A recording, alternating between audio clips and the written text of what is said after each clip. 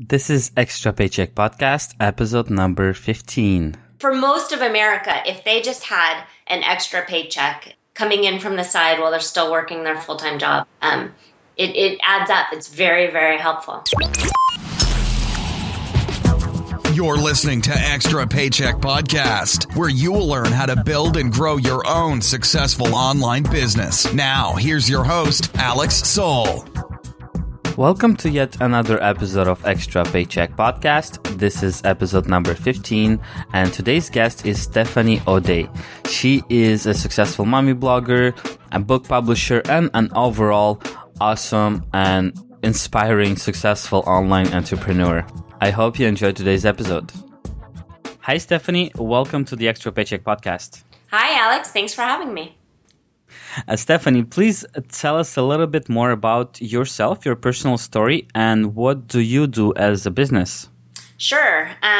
Well, primarily I'm a mom of 3 children, but I'm lucky enough that I get to work at home. I write slow cooker cookbooks and run a slow cooker website. And I started that in 2008, sort of as a New Year's resolution. I wanted to see if I could legitimately make money from home while staying home with my kids. And so I started a blog with no money down. And years later, now it's a full-time job, which I'm very fortunate that I can do it at home in my slippers. That's really awesome. And I've been noticing lately that a lot of us started in those years. I don't know why, but I would say 2007, 2008, 2009.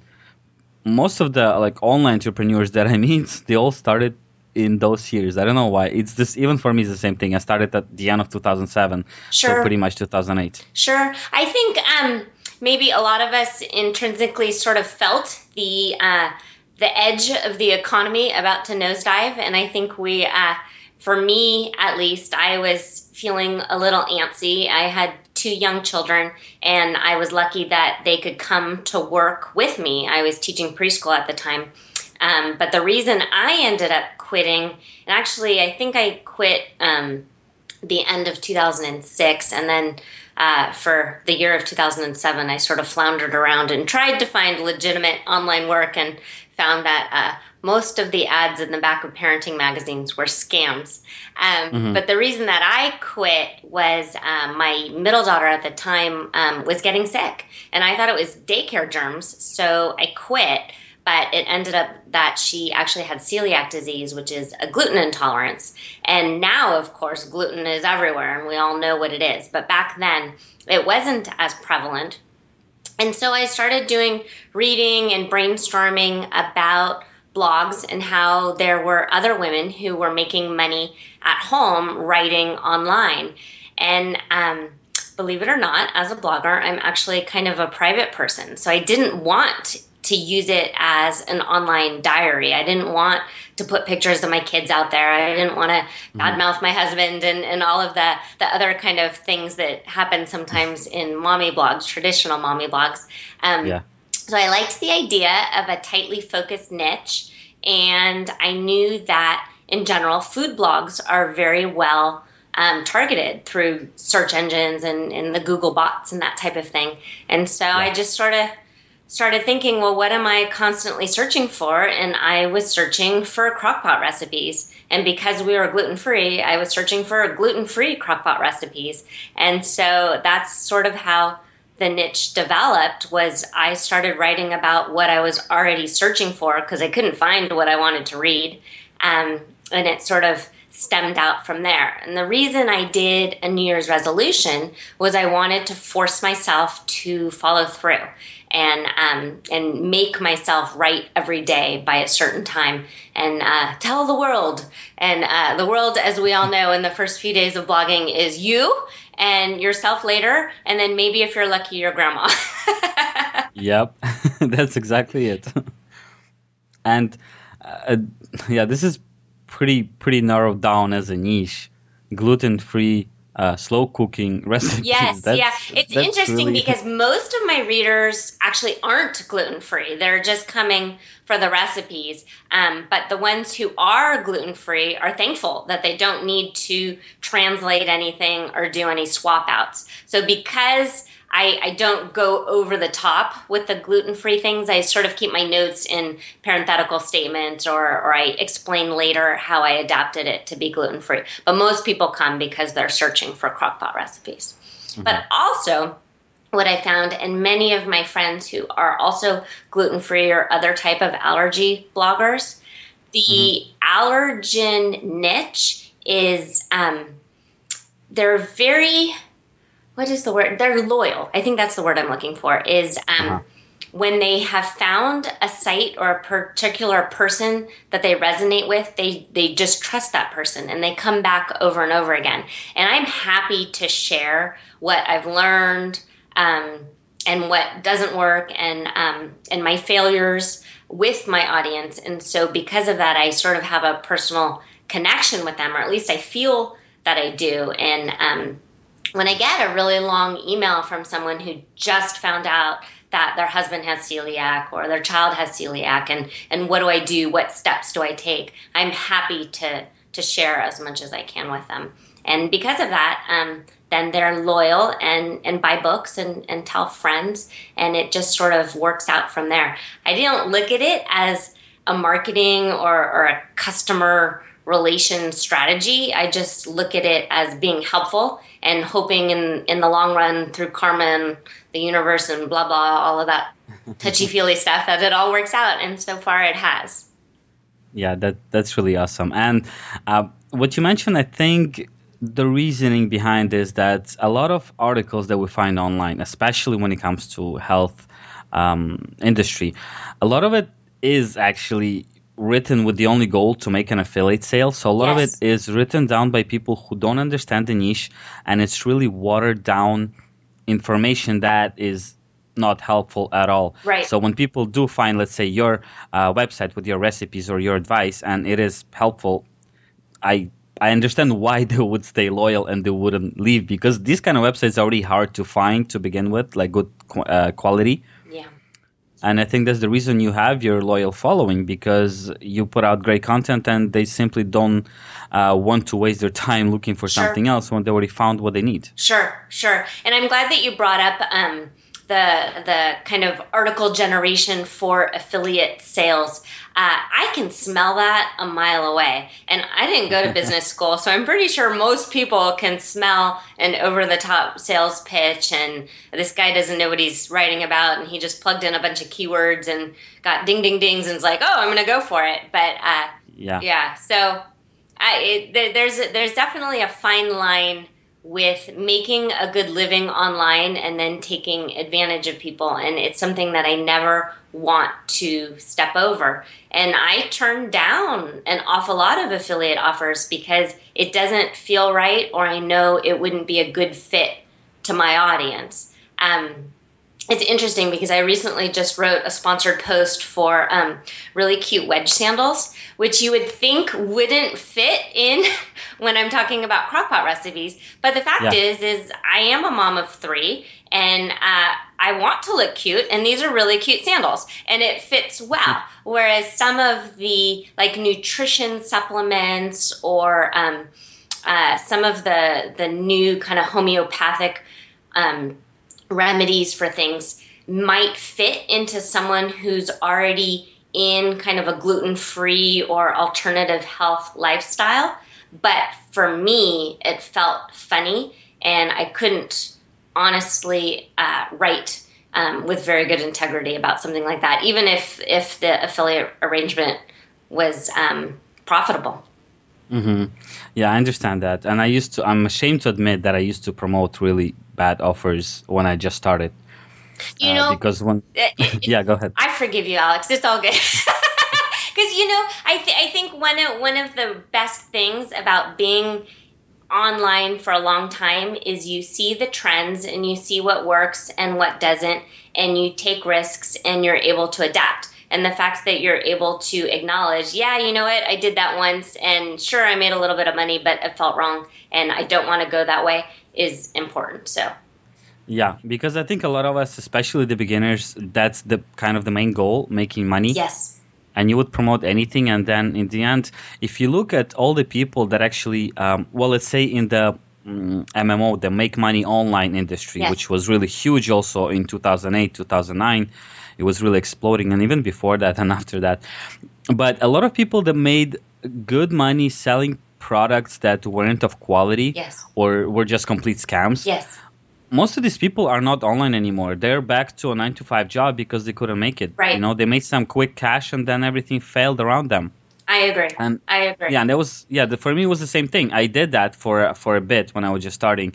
And then I figured that you can't build a long-term business. You can't build loyal following like you have by selling stuff that is just not good. I agree. You know what? And give yourself a pat on the back. Your mom will be proud of you, Alex. That's great. Yeah, I hope so.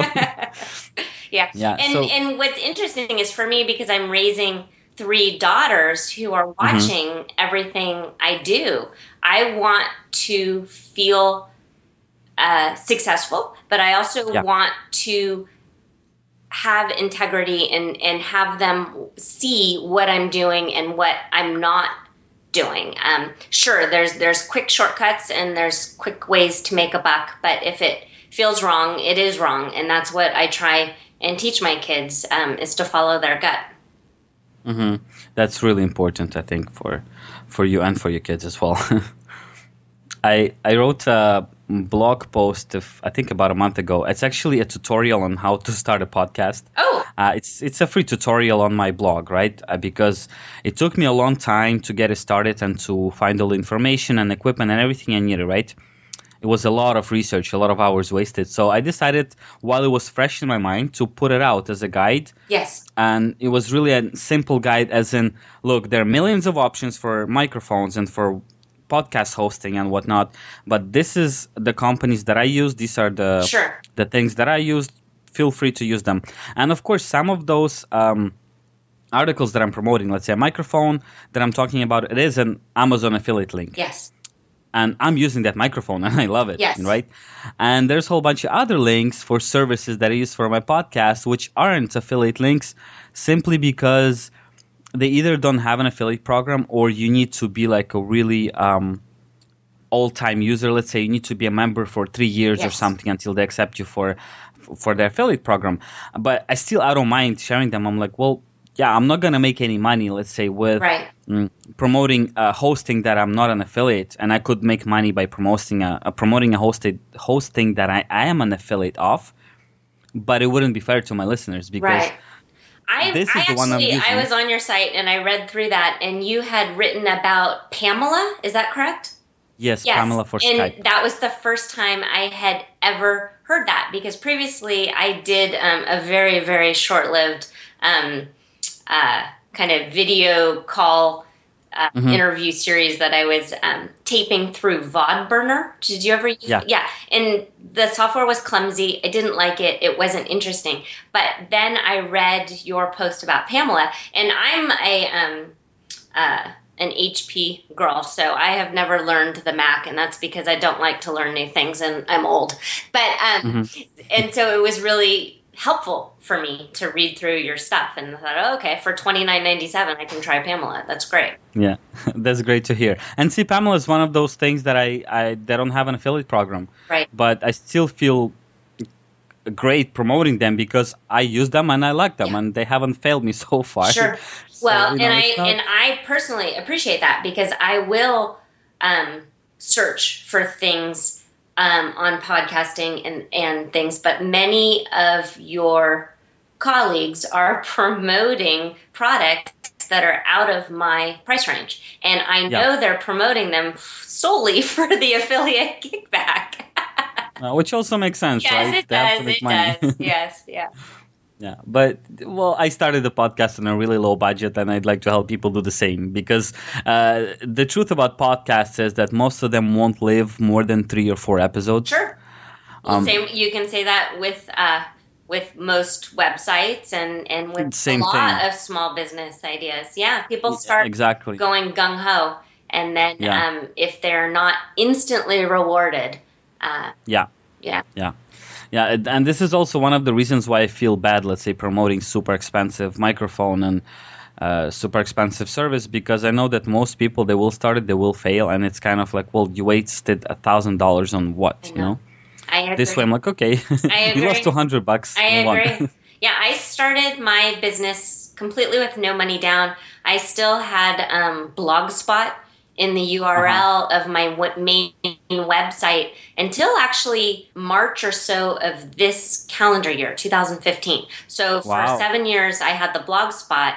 And it was truly because at the time I didn't trust myself enough to pay the $9.99 GoDaddy fee to park the domain, which is silly, but I really wanted to prove to myself that I could do it. And I mean, that site, now that I switched over to a custom domain, now it's on ayearofslowcooking.com, but it got well over 1 million page views a month on that blogspot, and the ad revenue was very helpful to our family. And so it's possible, and it's probable. And what's interesting about the possible and the probable is you hit the nail on the head when you said that people give up after 3 or 4 podcasts or 3 or 4 months or posts or thinking like that. And I think that when you look around at the people who still are online now in 2015, who were on in 2007, 2008, they're doing well. And a lot of it just has to do with just keep doing it. Don't give up. You have no idea when all of a sudden your site will get picked up by the Huffington Post, or Yahoo will link to it, or someone will give you traffic, and then the networking. You found me because I had done another podcast, and from this podcast I will hear from somebody else, and that's just how it happens. And if you just keep doing it, I think that's probably the number one advice I would give people. That's great, actually. That's a great advice. And I totally agree with you, because the Extra Paycheck itself as a brand, I've quit on it more than once in the past for several different reasons. But I always came back to it because I always felt like I wanted to do it. And the biggest problem was exactly that, was trying or succeeding to be consistent without the instant rewards. Yes. It's hard for a lot of people, and this is like this is a state of mind. This is something you have to really change in your head and be like, look, it's fine if you don't reward it instantly. It's some people that I know in the online world, it took them over a year to make a first like $10 online. Yes. And it happens sometimes. But from that $10 that he made after 1 year of blogging, the next month he was making $500. The month later he was making $2,000. So it was really like exponential growth, but it took a whole year of writing a few times a week to get to that first $10, and he just didn't quit, and well, it worked out in the end.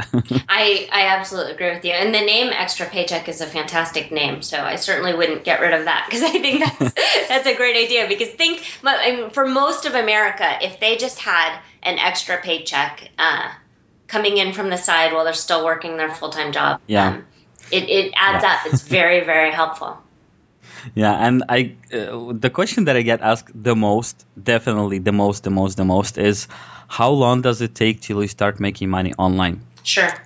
And I hate that question. I was fortunate in my first month that I was profitable, and I don't think that's normal. But I also know that I hustled a lot the first few months. I was up at 4 a.m. and working until 11 p.m. And I was leaving comments on lots and lots and lots of sites, and not dropping the link in the comment box. That's spam. But just filling out the form and leaving the web link in the proper URL line helps leave little, I call them like Hansel and Gretel crumbs throughout the internet. And then the more people find you, and the easiest and best way that I can explain SEO to someone who has no idea what SEO is, which of course is search engine optimization,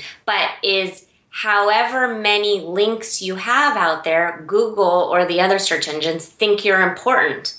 And so the robots can't tell if you've left a comment in your link or if that site has linked to you. So the more that are out there, the more Google thinks that you're someone important. So when you think of really, really big websites like Huffington Post and CNN and MSNBC and that type of thing, people all over the place are linking to them. They're sharing their content on Twitter and Facebook and all of these different social media sites. And then other people are writing about them on their websites. But the quickest and fastest way to get your own link out there when you're first starting is to leave comments on your own. Log into Yahoo and leave comments on the newest Kardashian post and that type of thing. And then fill out the URL line appropriately. If you drop it in the comment, you'll immediately get deleted. And I never for my own site, I never post a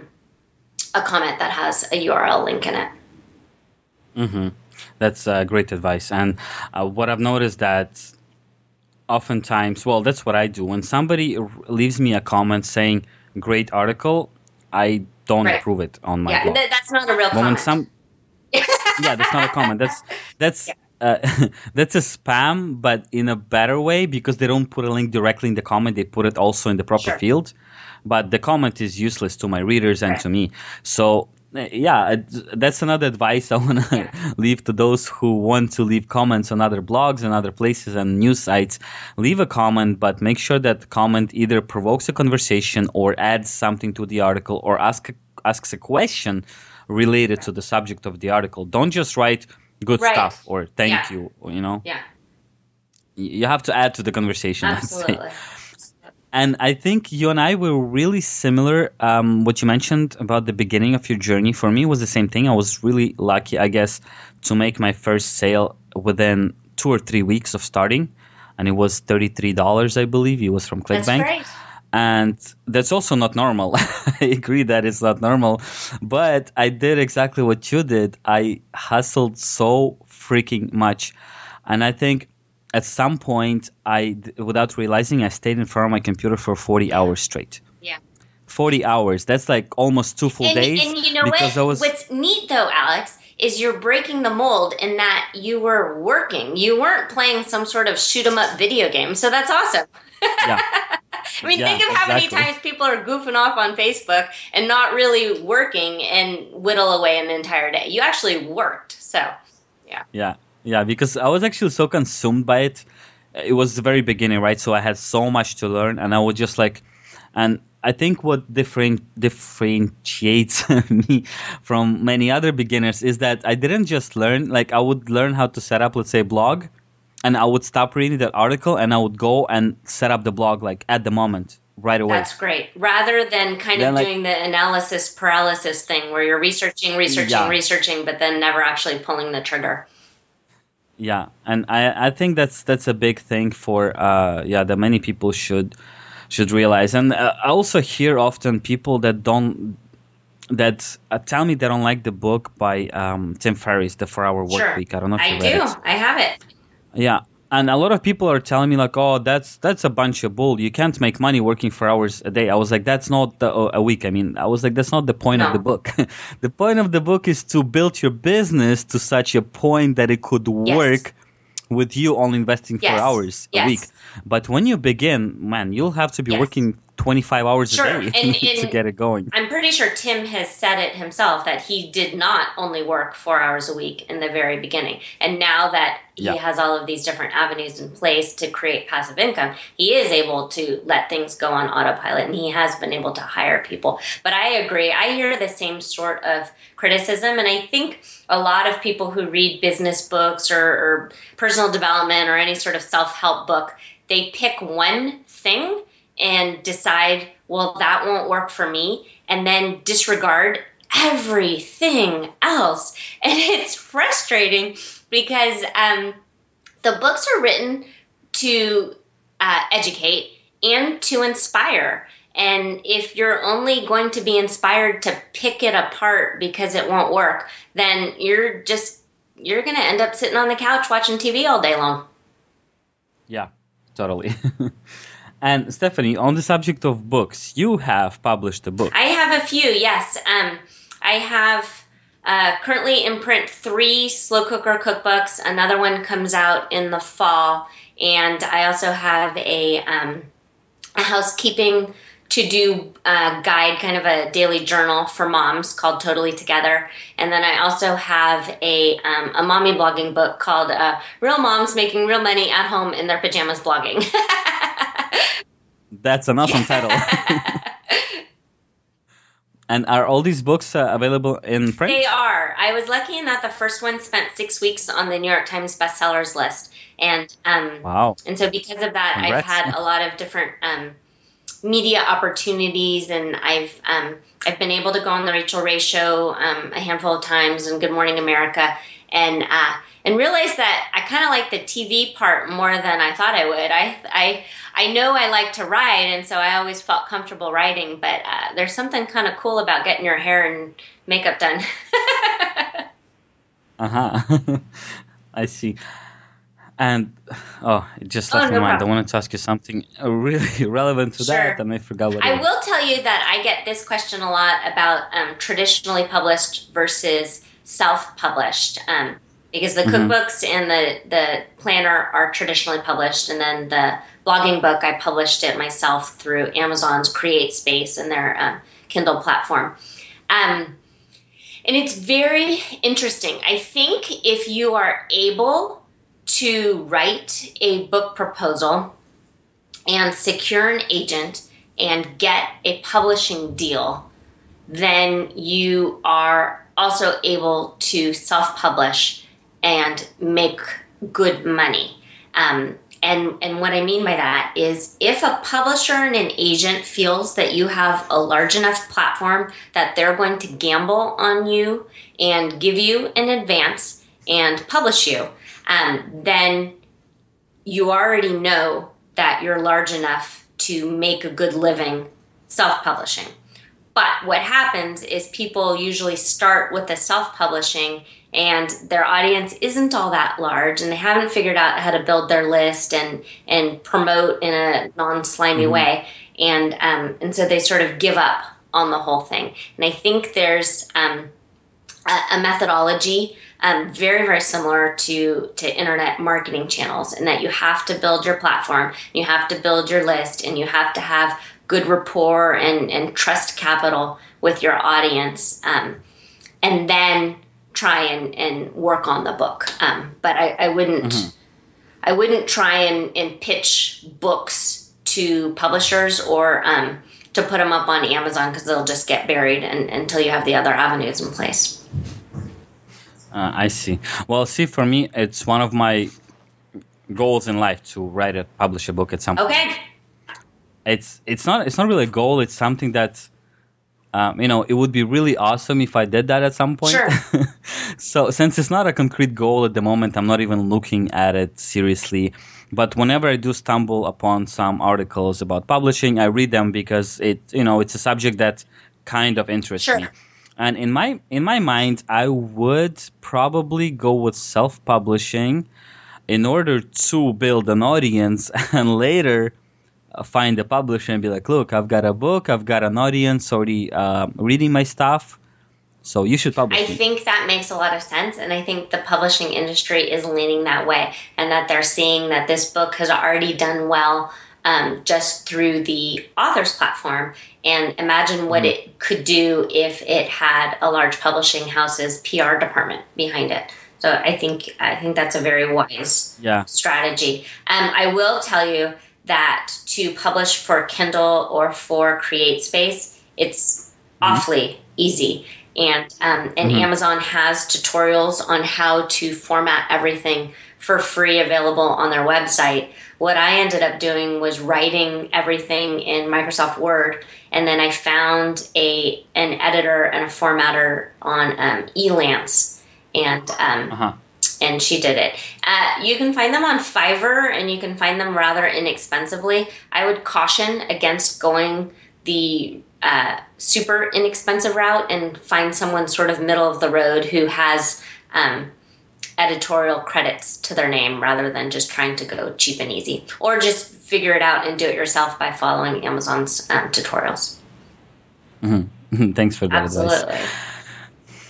Okay, so let's get back into your story. And you made first money within the first month, but how long, if you remember, how long did it take you until the moment when you told yourself, okay, I'm making a living out of this and I should keep on doing it instead of, quitting and getting a job? Well, I was teaching preschool before I started the website. And the website, through ads and different affiliate work, and then through signing with a book publisher, that first year and every year since, I have been fortunate enough to hit the 6-figure mark. So I knew I wouldn't go back to teaching preschool pretty soon. Wow, that's actually, that's amazing. So in your first year, you were at the point where you were making a full-time living from your business, absolutely. Right? Yeah. That's really awesome. And I think this should really serve as encouragement to some people who are listening to this and who are just thinking about starting their business. Yes. And a lot of that at the time was from ad revenue. Ad revenue now, the CPMs are not as good as they used to be, but there are other avenues in place now with lots of different ad networks, and then using the Google DFP to look through the ad CPM. So then the highest CPM is always being delivered. So it's still certainly possible to make money from ads along with selling your own products and books and coaching and different things like that. Totally. I think the more we go into it, the more platforms are coming up, and the more creative monetizing things are happening around the world, and especially the internet. Absolutely. And so, Stephanie, you have a blog, you have a site with a loyal following because your content is great. But how did you build that following initially? How would you get people to visit your website? Okay, so I started in 2008, so that was before Twitter, and I didn't have a Facebook account. What's really weird is I ended up taking over the Facebook account, I think in 2012. So a fan actually started a fan page for the website, and I didn't know about it because I wasn't on Facebook. And so then I ended up taking it over. But really in the beginning stages, blogging was so kind of new, at least with women in food blogging and mommy blogging, that everyone sort of knew each other and we were just linking back and forth. But I was fortunate in that I got on the Rachel Ray show. And really that is what sort of exploded. So before the end...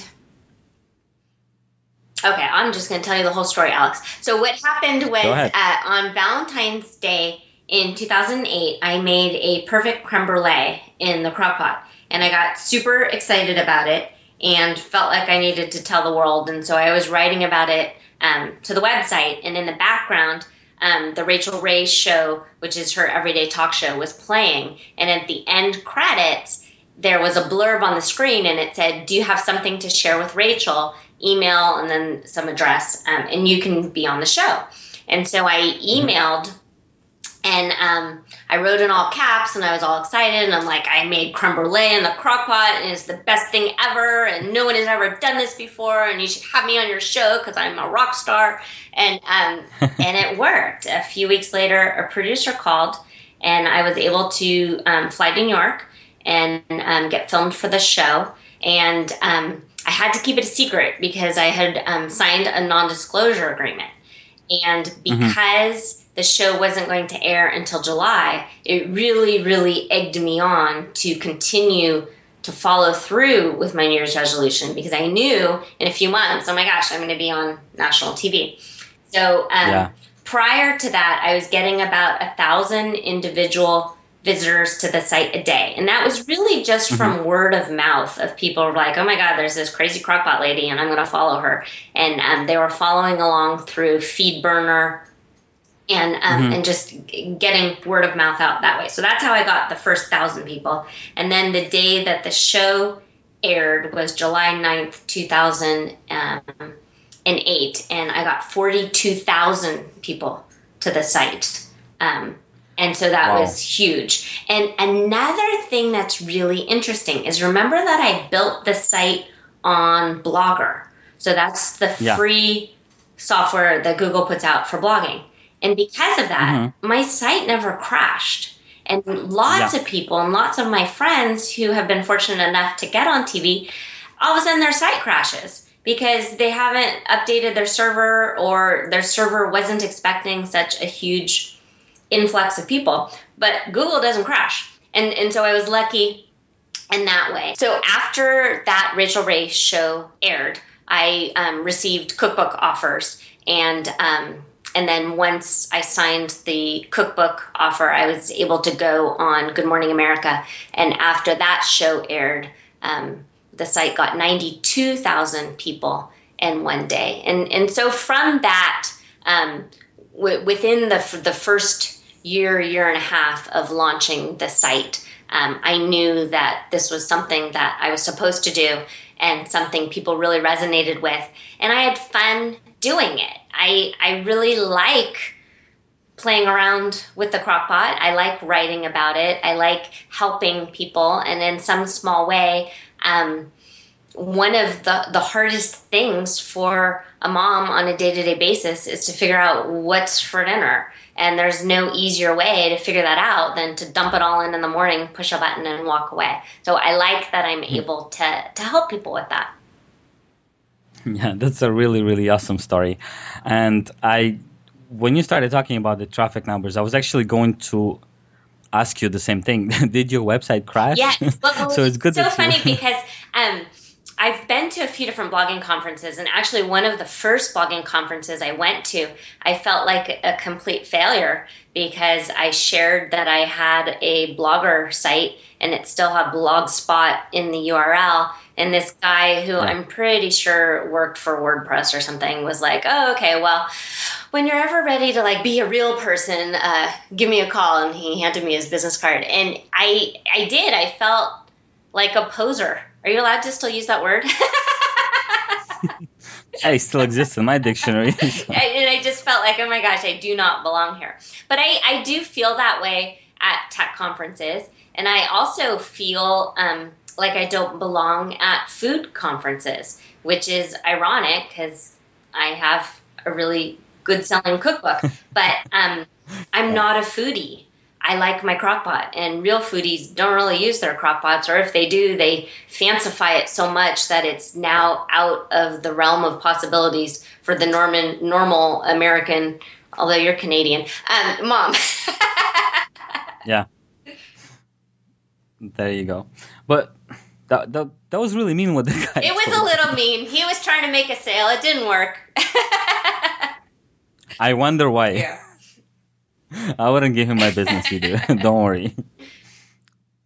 And actually, I switched to a new hosting company last year. And it's a small company, actually. And they don't even have like phone or chat support. It's only email. But they reply like super, super fast. I like that. And yeah, they're a small company, but growing. And they explain that by like, look, if we have to hire a phone person or like live chat person, it'll cost us a lot more, and we'll have to charge your customers more. Anyway, so one of the first questions I asked them, because I am still waiting for one of my posts or podcast episodes going viral. So I asked them, I was like, what happens if one day I get like 1 million visitors in a day? I was like, I don't have that kind of plan for my blog. And they said, look, don't worry. It's like it has happened to one or two of their clients. And they said, we will ask you to upgrade a plan if it happens. But when it does happen, we'll upgrade you for like, let's say a week without charging you any extra. We'll upgrade you to like the highest plan that we have to make sure that it runs smoothly. So they really monitor it closely, right? I like that. So at least that they're like, yeah, we know that it's not a typical thing. So, but we don't want you to lose all that audience and all these people. Like we make they're like, we'll give you all the server power that we have for that day or those few days. And we will ask you to upgrade to a higher plan, but we'll make sure that everything works. I'm like, wow, this is actually really great of them to do. I like that. Yeah, I like personal customer service, and I like it when I email someone and they write back to me, I don't know, 24, 36 hours, something like that, because there are times that I send out so many emails that I forget what I sent, and if someone gets back to me in 10 days, I don't even want to know the answer to that question anymore. I don't remember who you are. And so a lot of times I end up deleting unread if or it's no longer applicable. And that's actually, it's one of for me, the most fun parts of my job. And I use job in quotes when I say job, because this does not feel like job. This feels like play. Is answering emails. And it's so funny to me when I write back to someone and answer their questions, and then they write back and they're like, oh my God, you wrote me back. I was like, well, duh. What do you expect? And so it's just odd. And that's one part of being online that I've seen some of my friends falter with, is that they want to give an illusion of being so busy that they can't answer emails. So they're in a way, it's like they're playing dating games with their readers, which doesn't make sense. And they'll, I always wait 3 days before I write someone back because I want to make them feel like, make them think that I'm really busy. And then one of my friends was saying that even though she doesn't have a personal assistant, she writes back with a different email address, pretending to be someone else. So then it looks like she has a personal assistant. That's just weird. Yeah. Okay. I mean, if you're doing it anyway, right? If you're personally doing it, might as well tell people, look how much I care about you. I personally reply. I don't know why. Well, I guess that's also a thing that many of us have done it in the past. I've often written as we, our company. Okay. And even for the Extra Paycheck back in the day, right? And then I was like, well, it's not really honest, and why do I want to seem like a corporation? Corporations are not hip and cool, So I rebranded the whole thing, and it is me pretty much doing most of the work. So I'm like, well, yeah, I did that. Sure. I wrote that. I replied to your email because that's me. That's Alex. That's not some big company that doesn't care about you in a way, right? Right. I agree. Okay, Stephanie. So I wanted to ask you a question, and I don't know if it's going to be relevant actually, because the question that I started asking my guests is sharing one of their darkest moments in their entrepreneur journey where they feel like it's not working out. I'm going to quit that business thing and get a real job. And I don't know if you actually had this kind of moment, because it seems like your company is doing well. I think whenever I feel overwhelmed with the things I need to do to keep the kids happy and healthy and working well, and along with keeping the house in order and getting to appointments and all that things, along with the business, it seems a little much, and I feel stuck and just constrained by time. And so I have the thoughts of, I don't even want to do this anymore. But I think everybody does. And I think that's part of being an adult, is trying to balance all of the things that you're supposed to do and all of your responsibilities that happen on a day-to-day basis. And the quickest way to sort of make yourself feel better is to want to quit everything.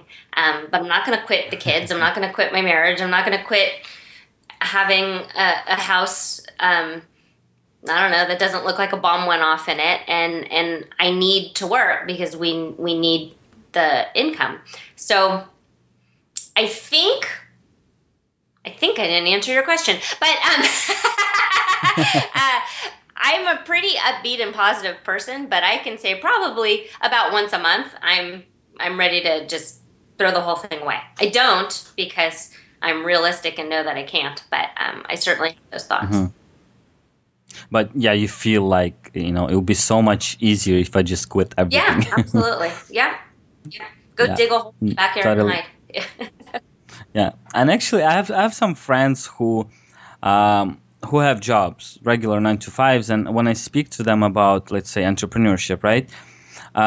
Some of them are actually thinking as in, I don't want to be an entrepreneur. I don't want to think more than I need, and like I'm really happy with shutting down my brain at 5 p.m. Yes. and going home for the evening or for the weekend.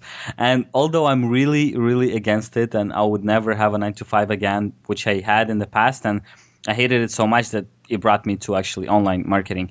But I understand it from another point of view, because sometimes I'm like, well, I wish I had that too. Like for a weekend, I just don't think about any of my websites or, article ideas or anything. Just turn your brain off and be like, okay, let's relax this weekend. But it just doesn't happen. Even if I don't have to like do anything, let's say, urgent on Monday, I'm going to, the whole day through Saturday and the whole day Sunday, I will be getting thoughts about, you know what, I should really write an article on this subject, or, I should really post this kind of picture on my business Instagram account. And it never stops. No, but I think if you had a 9-to-5 job, again, you still wouldn't turn your brain off, because I don't think you're wired the same way. I think people who are interested in working for themselves have that part of their personality that's kind of always on and always chugging along. If you were working from someone from 9-to-5, you would be thinking, I could do this better. I wonder why they do it like this. They really should be doing it like this. I wonder what I could do on the side on my days off that I could be making money while I'm still collecting a paycheck. And that's just how your particular brain works, Alex. So I don't think you'll ever calm down. I hope not, because generally I enjoy that. There are moments when you want to relax, but generally I think it's a great thing. You do, absolutely. Okay, great. So we're coming to the end of this episode, and I have just a few more questions for you. One of them being, you already shared one of your important advices. Well, you said it's one of the most important, is to just keep pushing through it until you make it. Really amazing advice, and I love that. And that's the one I usually tell people. Just don't give up, keep going, and something will happen. Something positive will come out of it. What would be a second most important advice for a beginner entrepreneur? I think as a beginner, I would highly caution against putting up too much equity, too much money of your own money, your own family's money, your savings on a business. I would really start from the very, very bottom and build from scratch. And once you are making money, sure, then you can reinvest in your business. But it makes me very nervous when I see friends or colleagues dropping $10,000 on a brand new website design and this, and this, and I have to have this equipment and I have to do this. And then, like you said earlier, they give up after 3 or 4 months. So I would really suggest starting for free or starting for less than $100 and seeing if you like it and see if you have the discipline and the determination to really hustle those first few months and build and create quality. Which then will start generating income and then reinvest, rather than investing first and just hoping and praying that your investment comes back. That's really great advice. Thank you. I haven't had that on my podcast yet. And really... Well, that's because they're pushing their affiliate product. I don't have one to push on you, there Alex. You go. It's a really important one, a really great one. And when I started, it was pretty much the same thing. I didn't start with 000, but almost. I started with, actually, I've bought a lot of magic three-click systems that were going to make me a millionaire overnight, and they didn't. I wonder why, right? And eventually I stumbled upon a program which was charging, I think, $30 a month to be a member of. And it was actually like a community. Basically, it was a paid forum in a way. Sure. Right? So I joined it because it wasn't that expensive. It was $30 a month. I could cancel at any time. The cancel button was obvious in your face. It wasn't like hidden somewhere, Sure. you know? So I thought, and I swore to myself, I said, this is the last money I ever invest into that whole marketing thing. If it doesn't work, I'll just get a job, and it doesn't exist, you know? Sure. So I paid the $30, and I think it's one of the reasons I did work as much as I did at the very beginning. Like I told you, sometimes spending like 40 hours, because I felt not bad, but I felt like, look, I spent money Sure. on it, and I have to make it worth Sure. it, you know? Absolutely. And within less than a month, I made the $33 Yeah. sale. And I was like, well, at least that already pays for that training that I'm paying Absolutely. for. And and 7 years later, or 8 years later almost, I'm still a paying member of that community, and I still love it, mostly for what the is it? I don't know if I networking. know that community. It's called the Wealthy Affiliates. Oh, okay. Yes, I do know. I don't know if you've heard of them. Yeah, it's Kyle and Carson. Is that what their names are? Yeah. Okay. Yeah, exactly. Yes. Yeah, so up until now, I'm a member because mostly for the networking. Yes. I've actually met real life friends through the program. People that also live in Montreal and do internet marketing, and we actually meet up in the city, and we all met through That's there, wonderful. which is also cool. Yeah, but anyway, the point was that, you know, besides that expense, I was starting from nothing. I was using a blogger blog, and I was doing article marketing, which used to be pretty popular Sure. back then, you know, like e-zine articles and stuff like that. And I feel the same way as you just mentioned. When I see people trying to learn something, especially when it comes to online, which is now really hot, let's say FBA on Amazon, selling through Amazon, and I see people dropping $2,000, $3,000, $4,000 on a course that will teach you how to sell on Amazon. And it scares me because that course does not guarantee that you'll succeed. It's basically a guy sharing his experience. And, you know, usually the person who offers this course is a person who did make good money on Amazon. And they will show you, they even share the exact product that they made it with, which is not really a problem. But it does not guarantee that you'll have the same results. And it would be really, sad if you lost that $3,000 on a course, which basically you could find for free, all that same information. It will take you a bit longer. But why do you feel obliged to spend so much money on, on those kind of things? Or like you said, $10,000 on a website design. Come on, it's not serious for a business that doesn't exist or just starting. It's way too much. I've never spent that ever on a website. Yeah. There you go. Great. Yeah. It's too bad. And I know, again, you're in Canada and I'm in America. And of course, all Americans are really into themselves. So this is going to come across as very self-servant. But the American dream and that idea that you can have it all is ingrained in everyone. And everyone feels that they have the right to succeed and have everything they want. And when they don't have everything they want, they're sad and lonely and depressed and absolutely hungry for answers. And when the marketers swoop in and promise them the moon and the stars for $24.97.99 and or I don't know, $67 on a monthly recurring basis, people bite and they jump and they want to have their questions and all of their problems solved.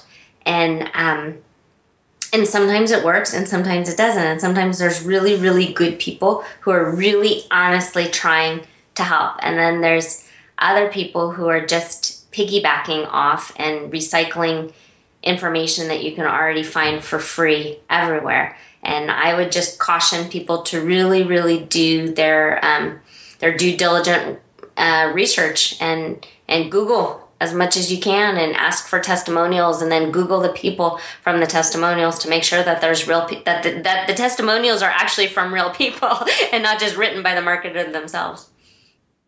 Or by Fiverr.com for $5. Oh, can you do that? Do people do that? I've seen that so many times, especially on, which websites are the worst? The get paid to fill out surveys or stuff like that. Basically, all those survey websites, they charge you $39 to be a member, and they promise to provide you like high-paying service, which they don't at all. All of them have testimonials from Fiverr. See, I had no idea. And I will tell you that in like the new mom arena, those like the second you have a baby, they seem to know that you're on maternity leave and you really don't want to go back to get a real job. And so your inbox is flooded with make money at home. And they all seem to be survey related or coupon affiliate related. That's very interesting, Alex. Yeah, and a lot of them, I would say most of them have video reviews and video feedback from people on Fiverr. And the funniest thing is that I've even reviewed some of them and I gave them like really, really bad ranking. I called them a scam because I had a lot of people asking me, they're like, wow, I want to join this and it seems like amazing. And if you look them up, you don't need to spend more than 10 minutes to find that pretty much all the feedback about them is complaints that it's a monthly fee and that you can't cancel. Yeah. And if you just go on Fiverr and you go to the top video review services, you'll find those people, the real clients, right? You'll find them on Fiverr, and they do reviews for every single review, not every single review site. I mean, every single survey site. They all have the same actors or the same people from Fiverr that do videos for them. So yeah, you have opened my eyes, Alex. I'm going to start doing that and searching for things because I get so many marketing pitches in my inbox, and I like reading through them. I think reading ad copy is fascinating. I love reading it, which is a little silly, I suppose. You learn what works and what doesn't and what feels wrong. And because I mean, I went to school to write. I have a degree in English, and I always knew I wanted to write. I didn't know I was going to write cookbooks. I find copywriting fascinating. Yeah. I'm pretty bad at it, but I love it as well. I do also find it fascinating, and I do read copy, and sometimes I try to kind of analyze it and to see what exactly they used or wrote or mentioned that got me that emotional about it. I was like, wow, that they've done it so well. Did you ever read through those boron letters? I think it's Gary Halpert, the boron letters. I have heard of it. I have not read it yet, and thank you for reminding me because if you Google it, you'll find some PDF in it somewhere, and then print them out. I think there's 43 or something of them, and it's fascinating. I find myself at night when I can't sleep, I'm like, well, I'll just read a few boron letters, and what it is boron is actually the name of a low security jail, and this guy Gary was imprisoned, I think for tax evasion. I'm not sure. I really don't know. But he was writing letters to his son every day that he was in the prison camp, and that's why it's called boron. But it's really interesting. Yeah, I've heard great things about this book, and I will totally read it. So once again, thank you for reminding me about it. Okay, so before we go, I would like you to shamelessly self-promote here. So tell us all the links and places where people could either get in touch with you or find out more about you or read your recipes and buy your books. The main website is all linked through at stephanieodea.com, and that is stephanieodea.com. And the Crockpot stuff is on there, as well as all of the contact information. I'm on Twitter and Facebook, Pinterest, all of the things that you're supposed to be on, I have.